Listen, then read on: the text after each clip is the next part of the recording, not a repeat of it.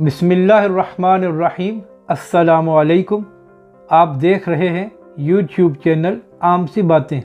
आज NA 249 कराची में ज़मनी election हुए हैं और अब तक के नताइज के मुताबिक ऐसा लग रहा है कि हुकूमती जमात तो मुकाबले में ही नहीं है। हुकूमत के लिए बहुत बुरे नताइज आ रहे हैं। मगर पहले हम बात करेंगे जो कल मौलाना अलरहमन ने एक घटिया तरीन बयान दिया है पाकिस्तानी सलामती के हवाले से। जब से PDM बनी है तो ये लोग ऐसा ही करते हैं, कभी इनमें से एक पाकिस्तान के ख़िलाफ़ बात करता है और कभी दूसरा। अभी कुछ माह पहले ही नून लीग के अयाज सादक ने एक ऐसा बयान दिया जिसको पूरे भारतीय मीडिया ने उछाला और कहा, देखें पाकिस्तान तो कहता था कि हमने 27 फरवरी को भारत को मारा है, लेकिन पाकिस्तानी सियासतदान कह रहे हैं कि पाकिस्तान डरा हुआ था।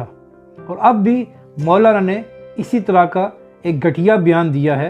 गुज़श्ता रात एक तकरीब से बात करते हुए मौलाना ने कहा है कि पाकिस्तान भारत से मुज़ाकरात की भीख मांग रहा है और ये सब इसलिए हो रहा है क्योंकि पाकिस्तान कमज़ोर है और भारत का 24 घंटे भी मुकाबला नहीं कर सकता।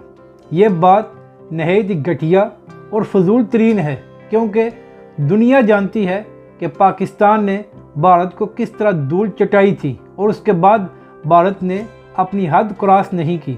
और अब भी सब जानते हैं कि भारत ने बातचीत का आगाज़ किया है और कहा है कि हम कश्मीर समेत तमाम इश्यूज़ पर बात करने के लिए तैयार हैं। तो तब पाकिस्तान ने हामी भरी है।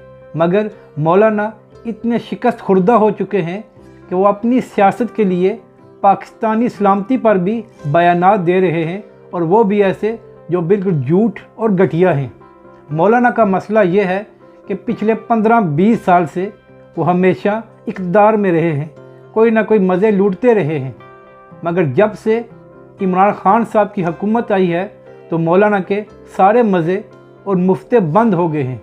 इसलिए मौलाना का दिमागी तवाज़ुन कुछ अच्छी तरह काम नहीं कर रहा, जिसकी वजह से वो पाकिस्तान के बारे में ऐसी बातें कर रहे हैं।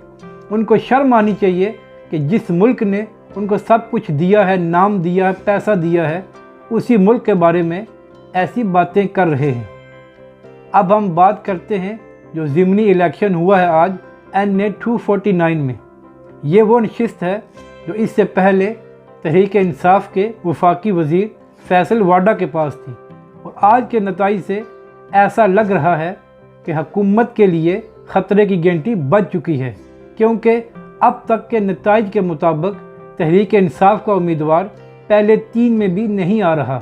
मिफ्ता इस्माइल की इस वक्त 3-4 हज़ार की लीड है और तहरीक इंसाफ का बंदा चौथे नंबर पर है और उसके चंद वोट ज़्यादा हैं तहरीक लब्बाइक से।